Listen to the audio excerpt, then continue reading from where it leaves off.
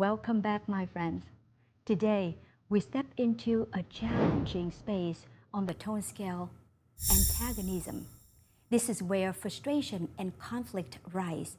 When a person becomes oppositional, critical, or even combative, not just with others, but sometimes within themselves.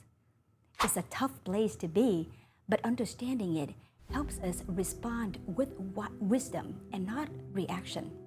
Consider Lisa, a team leader in a fast-growing company. Under pressure, she began to snap at her colleagues, questions every decision and doubting everybody's motives. Her team felt the tension. Meetings became battlegrounds, right? Morale drops and people started leaving. Lisa's antagonism wasn't about hating her team. It was about feeling trapped, unheard, and desperate to control the outcomes she fears losing. I face antagonism in myself too. Moments when frustration boiled over, and instead of stepping back, I push harder only to create more distance. Recognizing that voice inside me, the critical, suspicious one, was the first step moving forward. In The Problems of Work, Hubbard explains antagonism as a tone where communication breaks down completely. People become defensive and aggressive. Reality is distorted by suspicion and resistance. Affinity turns cold or hostile.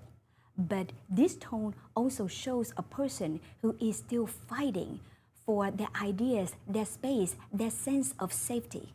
Moving out of antagonism starts with a small act of openness. Practice active listening, even if you disagree.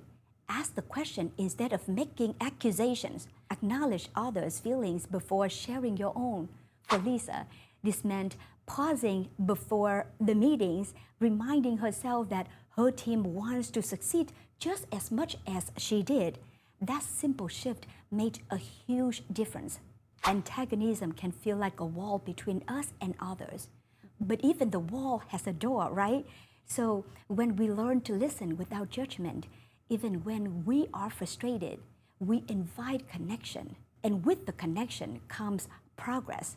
So think about the time when you felt antagonistic, maybe at work or with family or even with yourself. What helped you to step back? Share your story below. Your experience may be the key for somebody else at this moment.